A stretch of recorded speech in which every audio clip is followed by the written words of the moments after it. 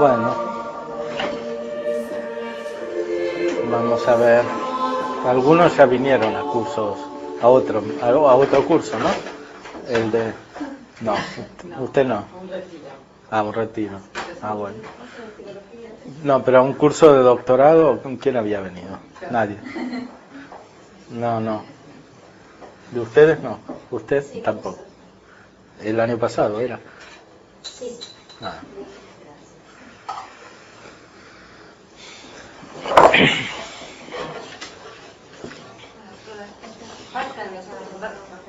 Bueno, que venga.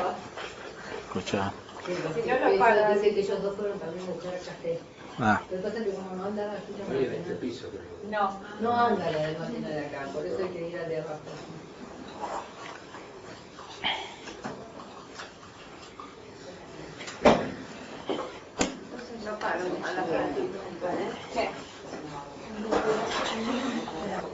Bueno, no sé si tienen alguna duda para preguntar.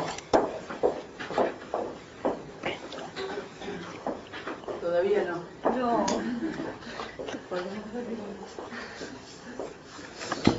Padre, cuando usted dice que o sea, San Juan de la Cruz tiene un carácter más psicológico, Sí. que va más al aspecto evolutivo temporal, y Dionisio un carácter de simultaneidad, ¿qué significa eso?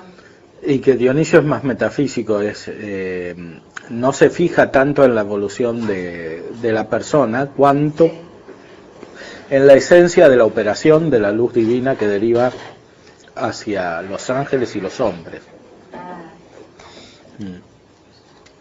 O sea, considera la perfección misma que se alcanza y no el modo de alcanzarla, que es lo que más específicamente ve San Juan de la Cruz. Por supuesto, San Juan de la Cruz se apoya sobre todo toda una experiencia de muchos siglos de desarrollo de la vida cristiana que todavía no se había alcanzado al principio, o sea, en la época patrística. San Juan de la Cruz tiene ya a sus espaldas toda la evolución de la cultura cristiana, que es muy compleja. La vida humana misma se hace compleja en esta cultura cristiana, justamente por la perfección de la cual se trata, y eso tiene como aspectos colaterales que pueden ser también negativos y que es necesario estudiar, ¿no? Y San Juan de la Cruz analiza eso desde el punto de vista de la evolución de una persona. Por supuesto, hay que entenderlo en un contexto histórico determinado, pero las verdades fundamentales, justamente porque se trata de una perfección superior a la vida temporal, valen para todos los tiempos.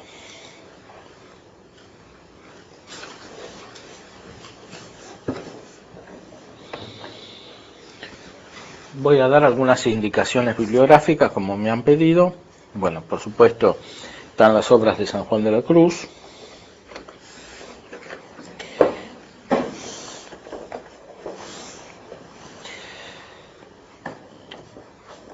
Hay un libro mío que se llama Contemplación filosófica y contemplación mística, que analiza este tema, no en San Juan de la Cruz, sino en un autor anterior, que es Dionisio Cartujano, y también en los otros grandes autores medievales, Santo Tomás, San Buenaventura, San Alberto, etc. Ese libro sirve para tener presentes las ideas fundamentales que están aplicadas aquí también. ¿Es usted editado por la Universidad Católica? Sí. Después está el libro mismo de Dionisio Cartujano sobre la contemplación, en el cual se analiza la relación entre filosofía y teología en la vida mística. Se llama De Contemplatione en latín, pero está solamente en latín. Y después, por supuesto, tenemos las obras teológicas de Santo Tomás, la Suma Teológica, y tenemos las obras de los grandes filósofos como Aristóteles y Platón. En Aristóteles consideramos especialmente la metafísica, el libro primero, el libro 12, que es donde se explica más bien este tema de la contemplación. La Ética Nicómaco, libro 10.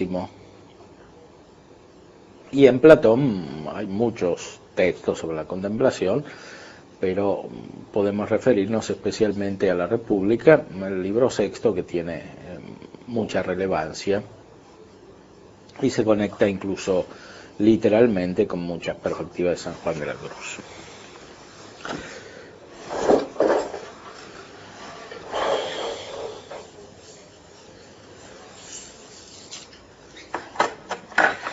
En general también podrían consultar como una introducción preliminar todavía algún diccionario de espiritualidad, lo que explica sobre la contemplación, o algún manual de teología espiritual. ¿Alguno en particular? Y puede ser el de Bernard, que es más nuevo, o puede ser el de Garrigou-Lagrange, Las 3 edades de la vida interior. Es un libro extenso, pero muy claro, que da los fundamentos para introducirse en este tema. Las 3 edades de la vida interior.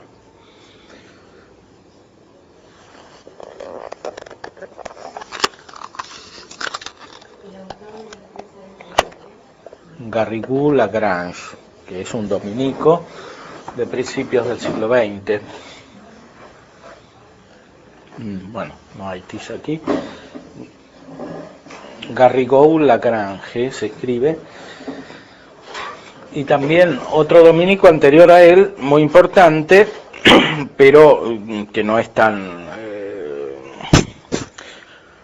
directamente explicativo a modo de los manuales, no es una introducción, es Juan Arintero, La evolución mística.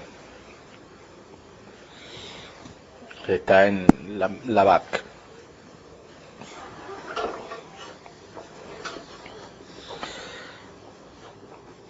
Todos esos libros vale la pena leerlos por entero, aunque sea después de determinados estos cursos, porque son útiles para toda la vida.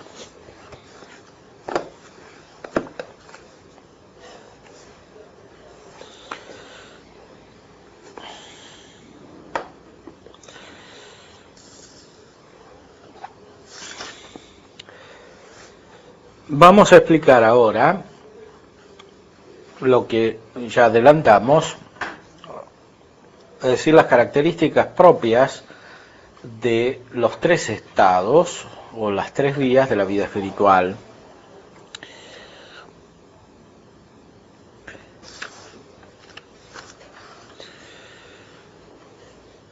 Dice en el capítulo 4 del libro primero de la subida del Monte Carmelo.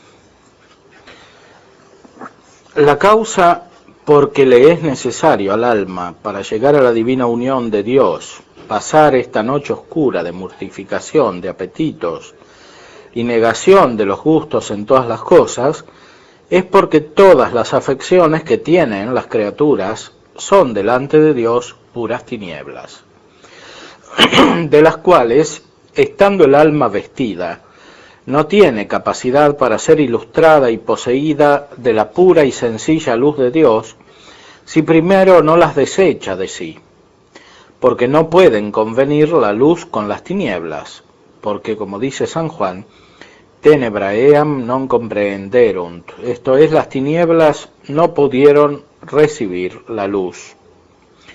La razón es porque dos contrarios, según nos enseña la filosofía, no pueden caber en un sujeto, y porque las tinieblas, que son las afecciones de las criaturas, en las criaturas, y la luz, que es Dios, son contrarios, y ninguna semejanza ni conveniencia tienen entre sí. según a los Corintios enseñó San Pablo diciendo: quae conventio lucis ad tenebras, es a saber, qué conveniencia se podrá dar entre la luz y las tinieblas. De aquí es que en el alma no se puede asentar la luz de la divina unión si primero no se ahuyentan las afecciones de ella. Vemos aquí entonces un ejemplo de la colaboración entre la filosofía y la teología de la cual hablábamos, colaboración que no hay que entenderla simplemente como la unión de dos elementos heterogéneos, sino que hay que verla como la inclusión de la filosofía en la teología. Aquí San Juan explícitamente se refiere a la filosofía, que dice que dos contrarios no pueden caber en un sujeto, es decir, dos propiedades que son contrarias entre sí, no pueden estar en el mismo sujeto. Vemos aquí el aspecto primero de los que hablábamos en la función de la filosofía respecto de la mística y de la teología, es decir, el aspecto dispositivo. Para entender de qué se trata cuando Dios nos da su luz, vemos cómo produce naturalmente un efecto, una propiedad en un sujeto o en una sustancia. Metafísicamente decimos que los accidentes perfeccionan la sustancia.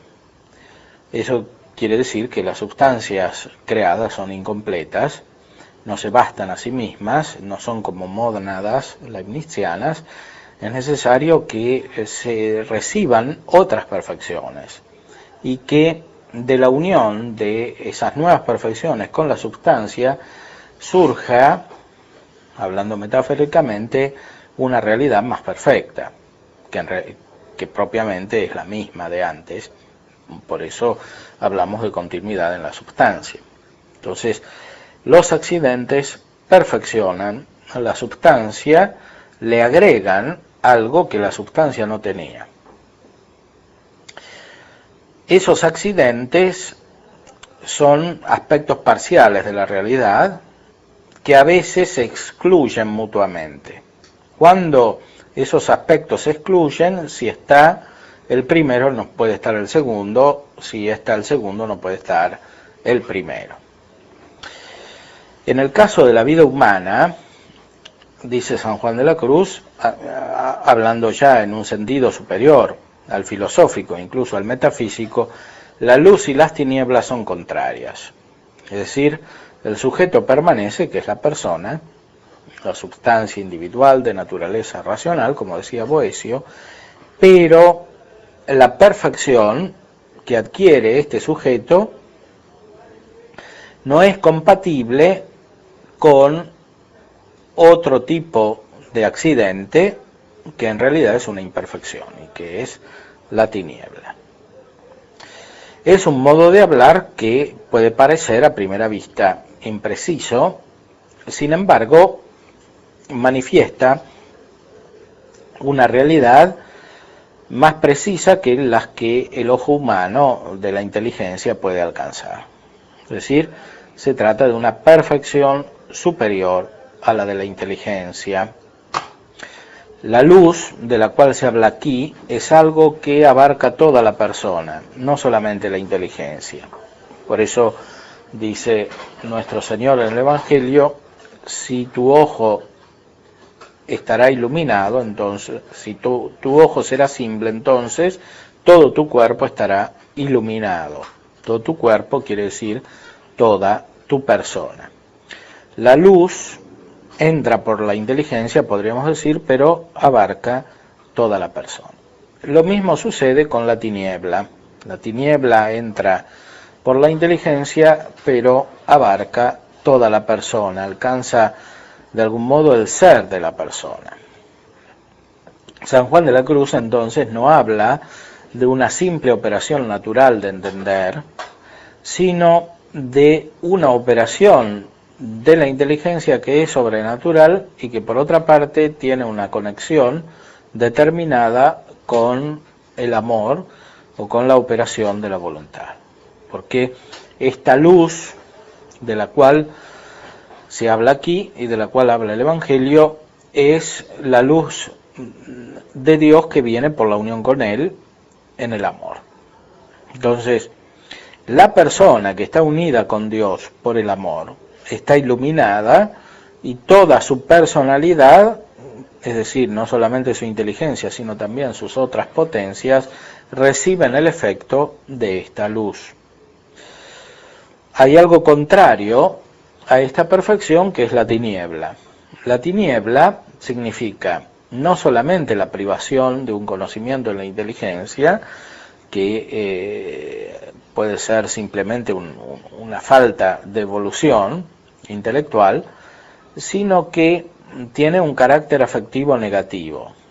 La tiniebla significa una falta de unión con Dios que produce una perturbación mental, como decían los padres de la Iglesia, es decir, que produce una tiniebla como privación de algo que estaba o que podría estar. Es decir, como privación de un orden intrínseco, no solo de la inteligencia, sino de toda la persona, cuyo ápice es la inteligencia.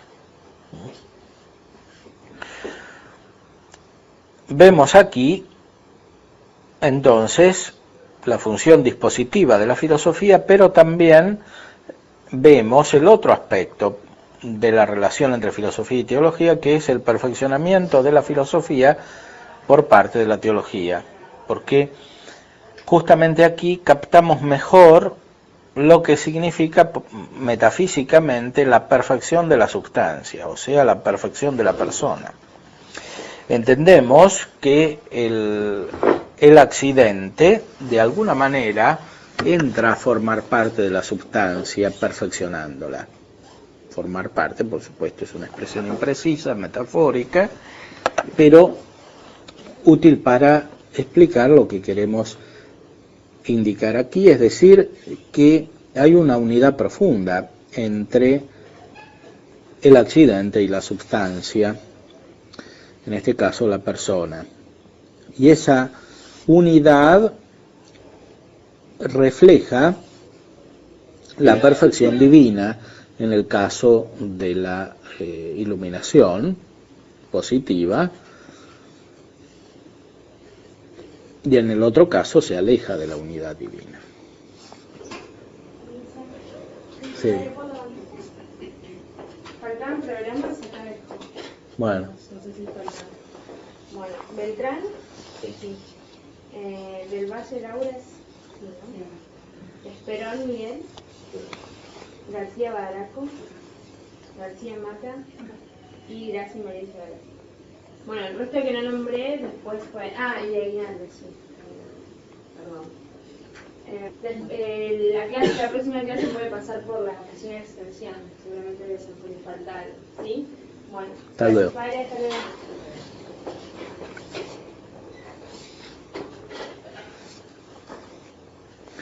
Entonces, vemos los dos aspectos de la relación entre teología y filosofía. Por una parte, el dispositivo, en el sentido de que las nociones filosóficas ayudan a captar el significado de esa luz.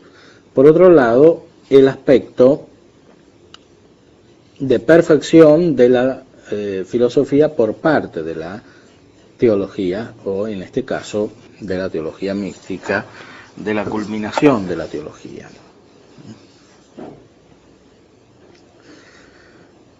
Es propio de la mística captar, por ejemplo, no solo la unidad de la persona, sino la unidad de toda la realidad de una manera más intensa. Dice en el texto que hemos leído, todas las afecciones que tienen las criaturas son delante de Dios puras tinieblas, de las cuales estando el alma vestida no tiene capacidad para ser ilustrada y poseída de la pura y sencilla luz de Dios, si primero no las desecha de sí, porque no pueden convenir la luz con las tinieblas. Es decir, lo que vemos en la persona se proyecta al conjunto de la realidad. El alma tiene afectos que no derivan del afecto divino, es decir, del amor divino, y por lo tanto el amor que tiene hacia las criaturas le hace captar el conjunto de las criaturas de una manera desordenada. Es decir, hay una distorsión de la metafísica, de aquello que Aristóteles llamaba la ciencia divina, que captaba no solamente cada substancia, especialmente material en su individualidad, que viene de la materia, sino que captaba el conjunto del ser, o el ser en cuanto ser.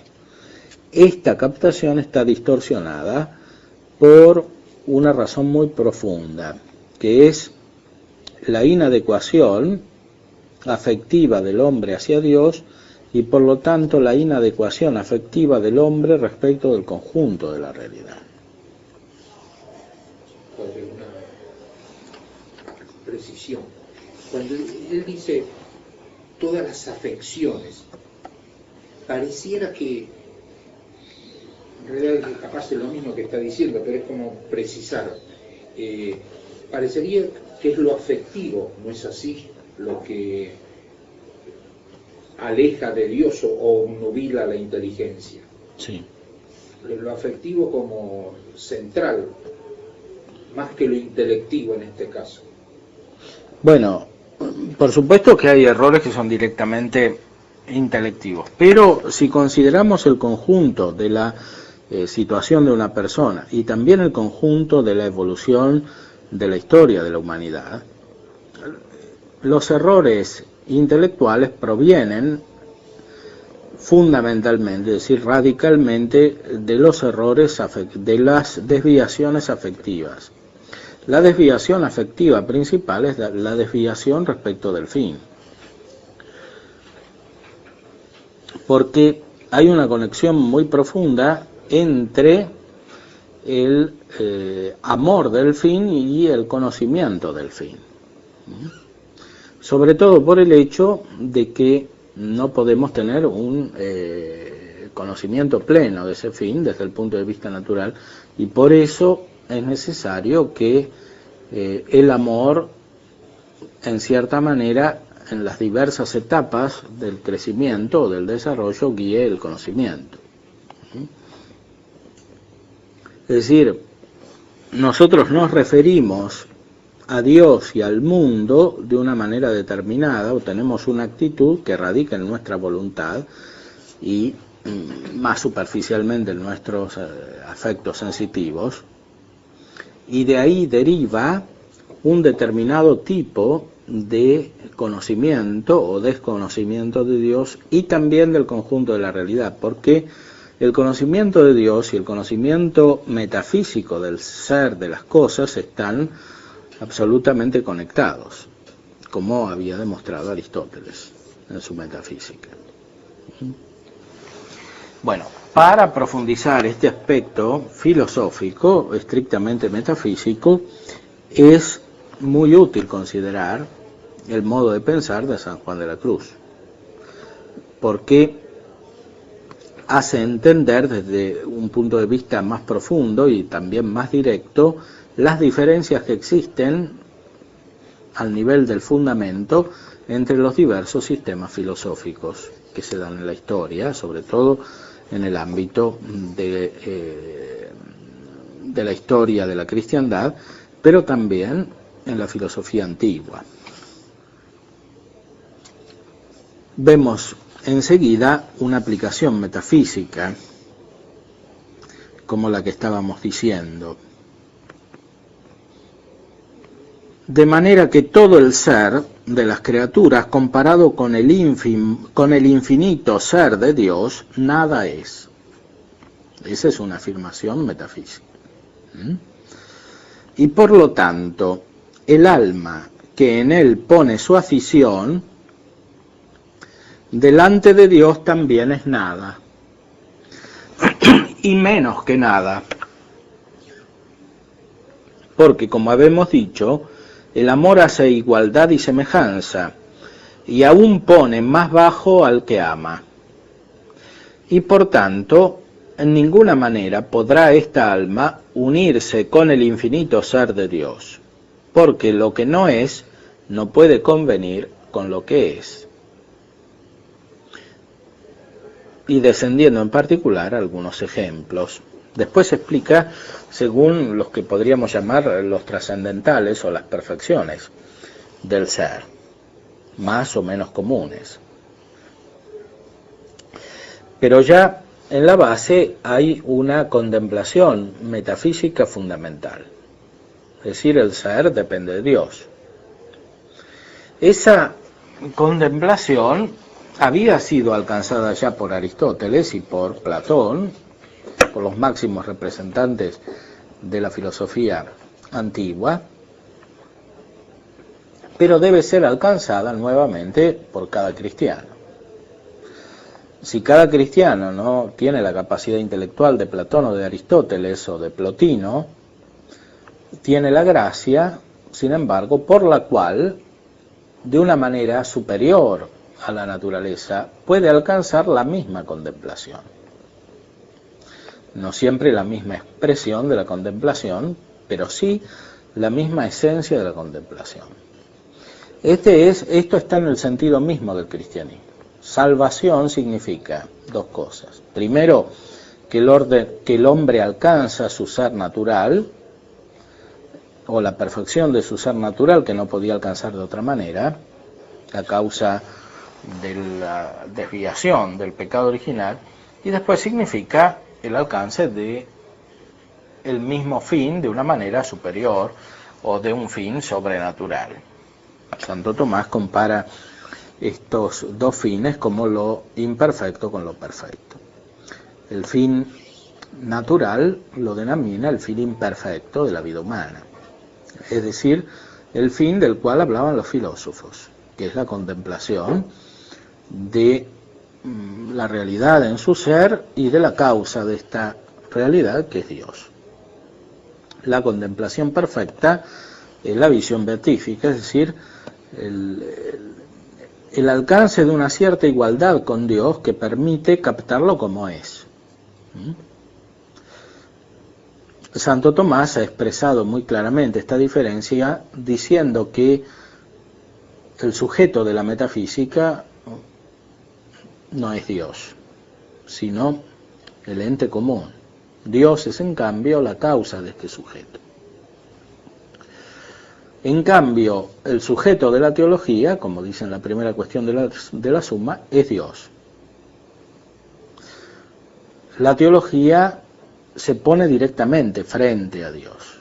La filosofía no puede ponerse directamente, ni siquiera en su ciencia suprema, que es la metafísica.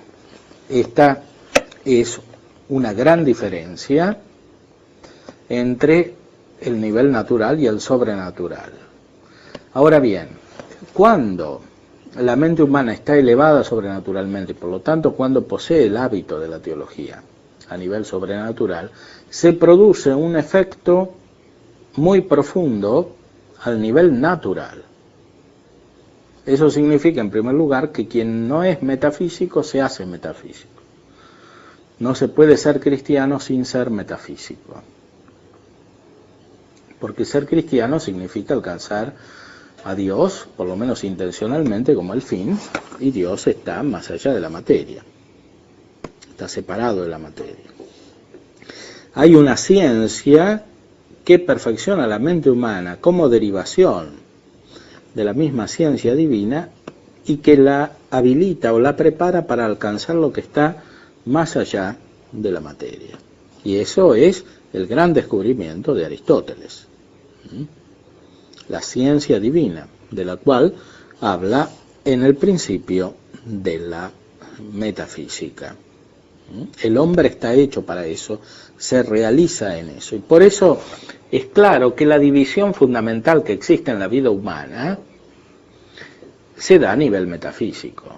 O sea, se da como una apertura a la realidad del ser y a la realidad divina por medio de esta metafísica, o se da como un oscurecimiento de esta captación de la realidad y de Dios a nivel metafísico. Esto está siempre implícito. en la división entre la luz y las tinieblas que perfeccionan un sujeto, como cosas contrarias, ¿eh? Es decir, hay una totalidad según la cual está configurado el sujeto por la presencia de esta luz. Hay una realidad metafísica en el propio sujeto, o sea, una perfección habitual en el sentido de la ciencia metafísica producida por esta luz, y cuando está la privación de la luz se da lo opuesto. Hay como una especie de vacío metafísico que está implícito en las tinieblas, de las cuales se habla en el Evangelio según San Juan. Las tinieblas consisten en un desorden que procede de la falta de unión con Dios y con las criaturas, de la falta de unión adecuada, que repercute en la consideración de toda la realidad. Dado que la persona está hecha para abrirse a toda la realidad, como decía Aristóteles, el alma humana de algún modo es todas las cosas, se dan dos tipos de unificación de la persona. Un tipo de unificación que es luminoso, es decir, que es el abierto a la infinitud de la realidad divina reflejada en la realidad creada, y hay otro tipo de configuración o de unificación que contiene en sí la división. Es decir, la personalidad se unifica según ese desorden afectivo que tiene respecto de Dios y que tiene respecto de las criaturas. Y de ahí surgen dos visiones de base fundamentales, que algunos filósofos, fuera de esta consideración, como la que vemos en la tradición cristiana, han captado a su modo. Por ejemplo, Hegel, que habla de la luz y de las tinieblas que coexisten. Es decir, de alguna manera capta esta diferencia, pero no la capta como algo que se excluye recíprocamente, como dijo San Juan de la Cruz, sino como algo que está incluido recíprocamente. Es decir, la personalidad está configurada de una manera doble, que es lo que expresa la dialéctica, que es justamente la dialéctica del ser y de la nada, de la cual está hablando aquí San Juan de la Cruz, porque, como dice Hegel, el puro ser es la pura nada, y la pura nada es el puro ser. Por eso es muy importante entender qué significa esto que de manera general formula aquí San Juan. Todo el ser de las criaturas, comparado con el infinito ser de Dios, nada es. El mismo Santo Tomás tiene una frase parecida. Dice que respecto de Dios, las criaturas son nada, porque todo lo que tienen lo reciben de Dios. O sea, como propio o como originario de ellas, las criaturas no tienen nada. Todo lo que tienen es divino, en el sentido de que viene de Dios. No hay nada que exista que no venga de Dios. Cuando se da esa desconexión afectivo-volitiva y por lo tanto intelectiva respecto de Dios, se introduce la consideración de la nada como fundamental, porque cuando las criaturas están desconectadas de Dios, y así se las ven, manifiestan en primer lugar lo propio que tienen, que es la nada, es decir, el hecho de que no tienen nada fuera de Dios.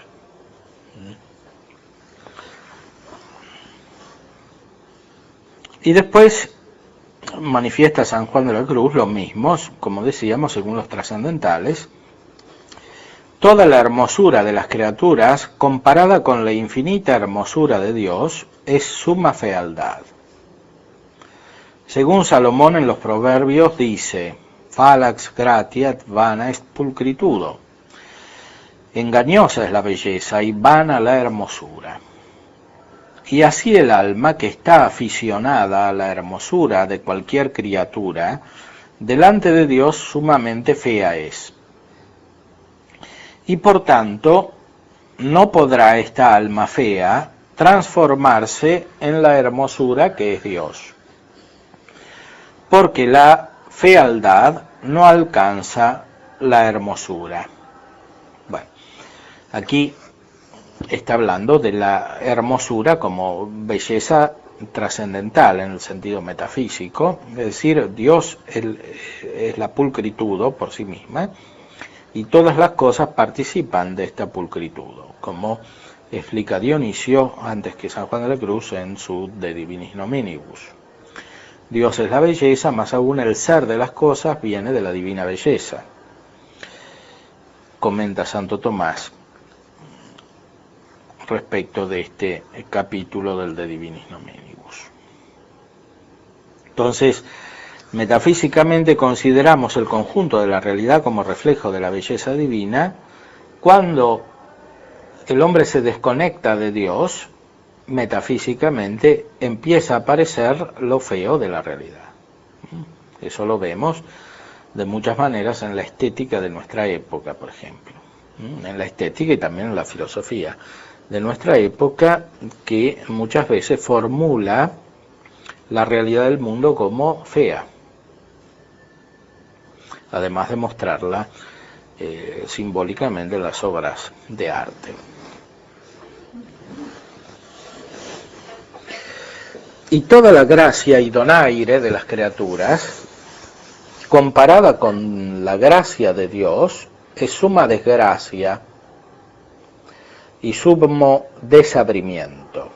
Y por eso el alma que se prenda de las gracias y donaires de las criaturas, sumamente desgraciada y desabrida delante los ojos de Dios, y así no puede ser capaz de la infinita gracia de Dios y belleza, porque lo desgraciado grandemente dista de lo que es infinitamente gracioso. Bueno, esta es una nueva aplicación de la consideración de la belleza.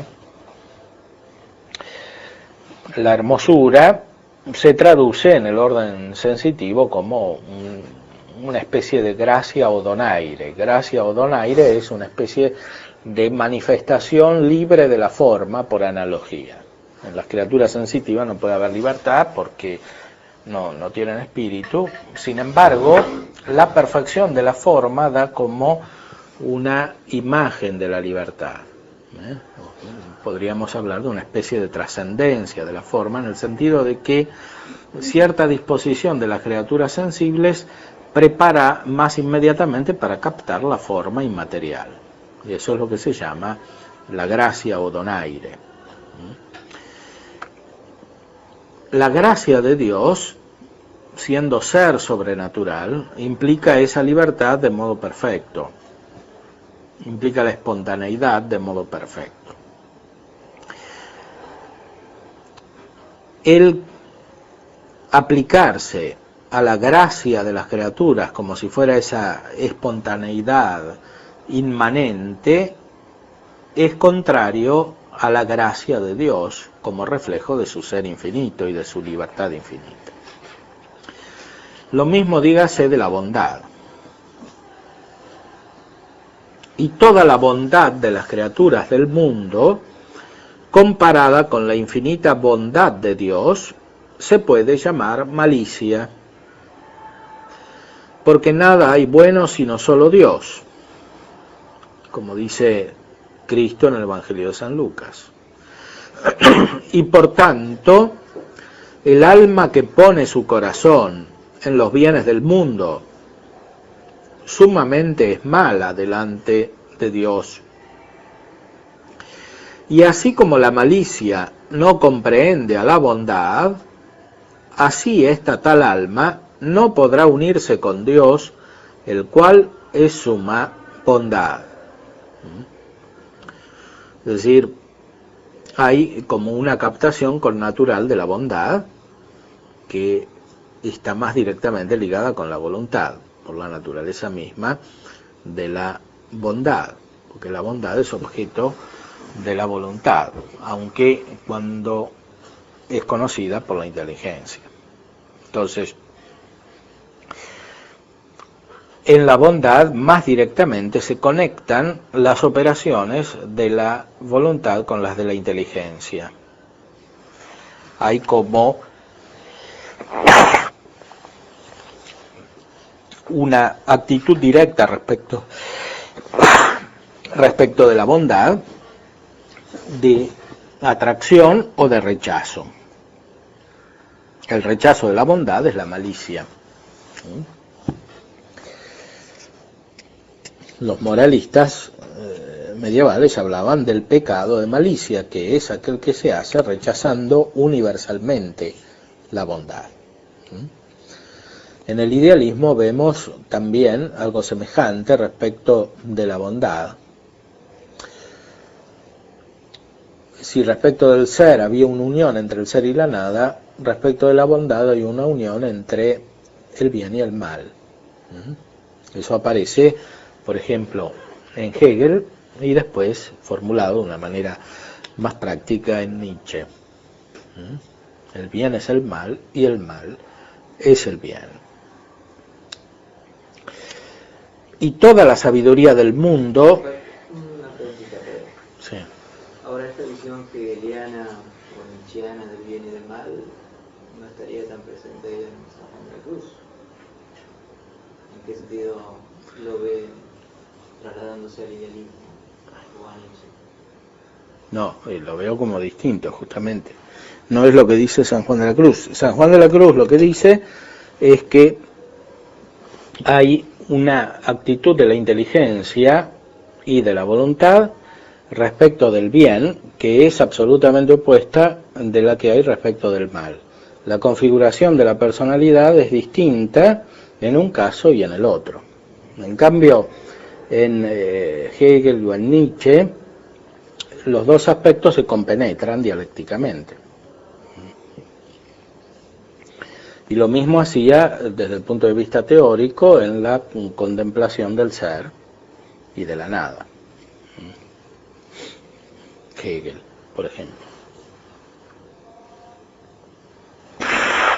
Después desciende a otras perfecciones que son menos comunes, pero son también trascendentales, en cierto modo, porque abarcan muchas realidades creadas.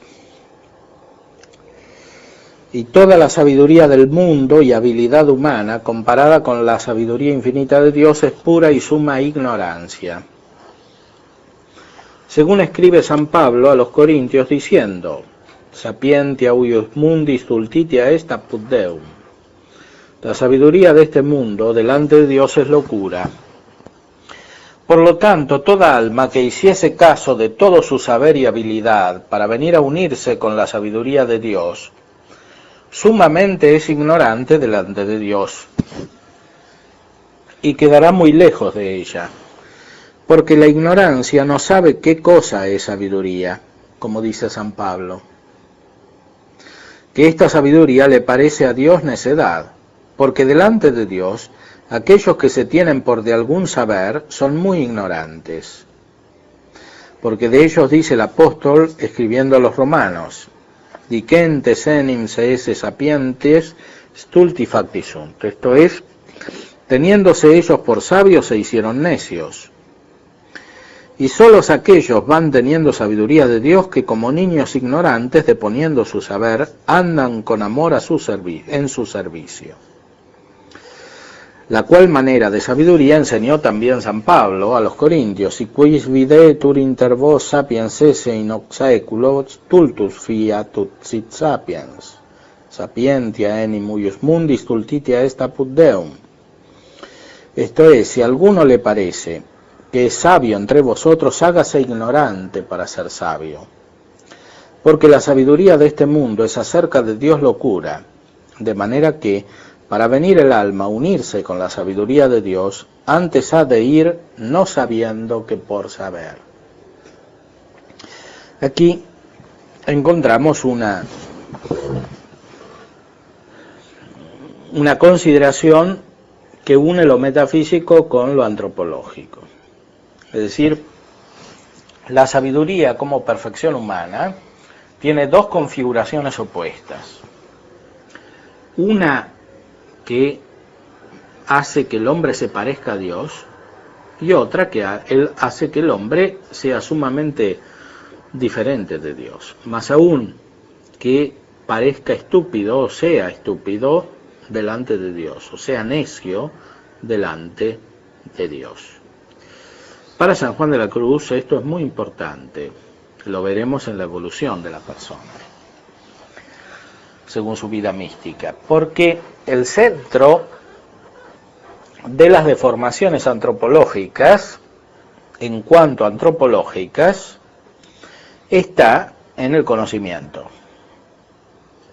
Si es verdad que el amor es superior al conocimiento, esto vale paradojalmente más en el nivel metafísico, porque el nivel metafísico es un nivel que supera el conocimiento humano por lo que tiene de propio, y por eso no puede ser guiado sino por la unión con Dios, incluso a nivel filosófico, como lo veremos también en Aristóteles. En cambio, en el nivel humano, en cuanto humano, lo determinante es el conocimiento. La persona humana es tal porque es racional, es lo que define la persona. Lo que inmediatamente aparece como característica esencial o como diferencia específica de la naturaleza humana. La persona humana es de naturaleza racional. Entonces, la deformación de la razón es lo que inmediatamente configura la personalidad de un modo, o la perfección de la razón es lo que inmediatamente configura la personalidad de otro modo. Por supuesto, la perfección racional de la personalidad existe solamente en comunicación con la sabiduría divina. Y la imperfección de la personalidad según su razón es justamente derivada de la desconexión de la razón con la sabiduría divina. San Juan de la Cruz nos ilumina acerca del hecho de que estas dos configuraciones de la personalidad, según una razón u otra razón, según el ser o según la nada, según la bondad o según la malicia, etc., tienen una unidad que es captable por la inteligencia de una manera evidente. Es captable por la inteligencia de una manera evidente porque implica en primer lugar una experiencia de sí mismo. O sea, cada uno se capta a sí mismo según estos diferentes tipos de personalidad, que quiere decir según estos diferentes tipos de unidad, y después por connaturalidad y por analogía capta la personalidad de los demás, configurada de un modo o de otro. Desde el punto de vista místico de la sabiduría sobrenatural, esto se da de una manera intuitiva, se da más aún de manera perfecta por el don de consejo del Espíritu Santo, por ejemplo. Pero eso se refleja también en el orden natural. Hay un modo diferente de captar el conjunto de la realidad y también hay un modo diferente de captar la persona humana, según las diferentes configuraciones metafísicas.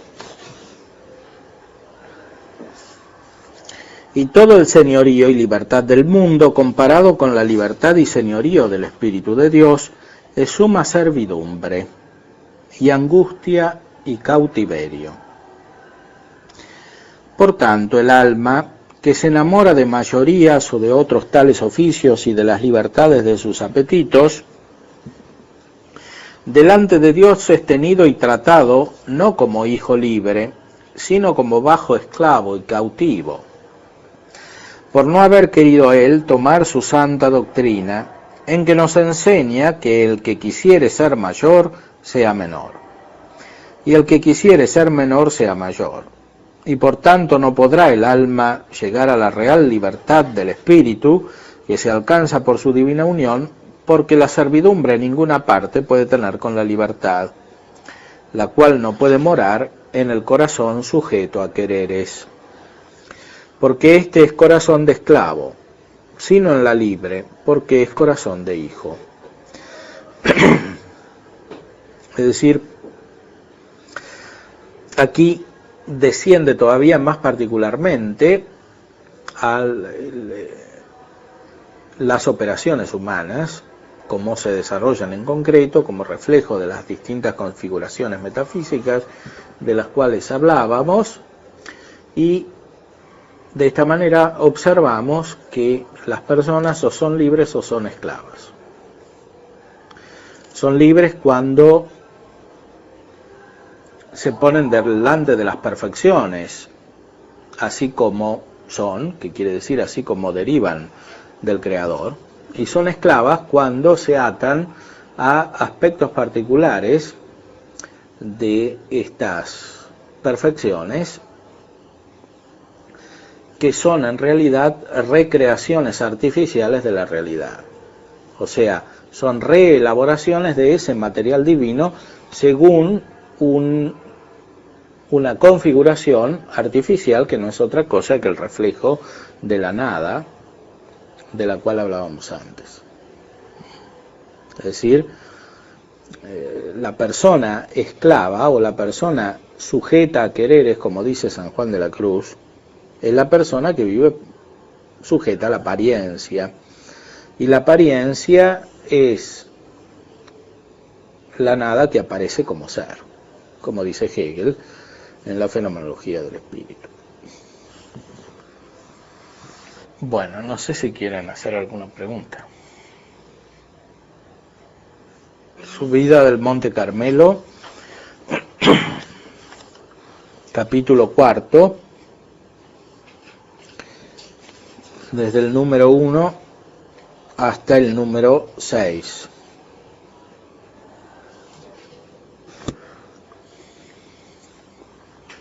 No debe ser, o debo estar muy lejos de poder entender, porque a primera vista a uno se le presenta como que en la vida conviven cosas.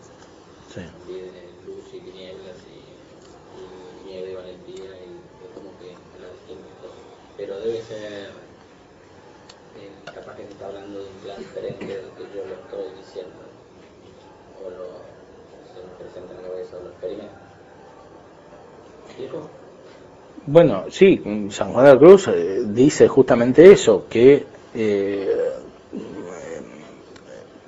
en la captación que una persona tiene de la realidad, al principio se da de esa manera. Es decir, las cosas se mezclan, y es justamente la evolución espiritual la que produce el discernimiento. Es decir, que crezca la metafísica del ser, que crezca la metafísica de la belleza, etcétera, etcétera, y que desaparezca la otra falsa metafísica. Y más que la falsa metafísica, la falsa espiritualidad, y que crezca la verdadera espiritualidad, que es la unión con Dios. Ciertamente, ese es el sentido de la vía purgativa, que es lo que está explicando aquí. O sea, está describiendo cómo es la vida espiritual al principio. Perdón, entonces lo de Hegel, lo de Nietzsche, que hoy en día se lee tanto, se sigue tanto, de que tiene que convivir, digamos, ese bien y ese mal, eso, como él decía, ¿no? Sí. Es siempre fortificar una vida imperfecta, es no poder crecer. Sí, porque lo que dice, o sea, en general la visión idealista y la visión nietzscheana, etcétera, constituyen el desarrollo de esta metafísica de una manera profunda, pero desde el otro lado, es decir, no desde el lado del ser, de la hermosura y todas las perfecciones que citó que existen en cuanto derivadas de Dios, sino la consideración de la realidad en cuanto desconectada de Dios. Entonces, por supuesto que no se podría decir nada de la realidad si no estuviera algún bien divino. Y por eso siempre hay una coexistencia. Pero el punto de vista es el otro, es el negativo, es el de la nada, es el de la malicia, es el de la fealdad, etcétera, etcétera, que supone una configuración de la personalidad y supone, en el fondo, una experiencia espiritual. En el caso positivo es la experiencia que surge del ser nuevo de la gracia, en el caso negativo es la experiencia que se tiene por la privación de la gracia y por lo tanto del orden natural, que están siempre juntos.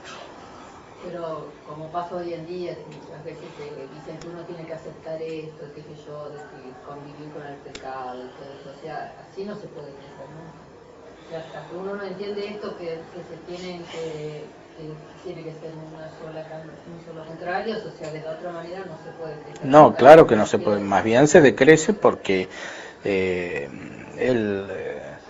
una cosa quita la otra, como dice San Juan de la Cruz, los dos no pueden estar en el mismo sujeto. Entonces la introducción de lo negativo para convivir con lo positivo en realidad implica la expulsión de lo positivo, por el mismo hecho de de estar presente. Porque en la cultura actual, que al contrario, uno dice que pueden convivir esas dos cosas, en el fondo es siempre un llevarlo a uno, una imperfección. Sí, por eso hablamos del nihilismo, etcétera, porque es la manifestación de ese fondo profundo que está trayendo todo, que está unificando, ¿no? Sea la personalidad, sea el conjunto de la vida histórica o social. Bueno, les recomiendo que lean San Juan de la Cruz para poder seguir más de cerca las explicaciones. ¿Algún pasaje en particular para la clase siguiente? No puedo abarcar todo ahora. Bueno, habría que leer... A ver si podemos abarcar todo en una semana. Sí, habría que leer el principio de la subida, o sea, el primer libro, que son estas pocas páginas. Claro, de la subida al Monte Carmelo y también el principio de la noche oscura. Muy bien.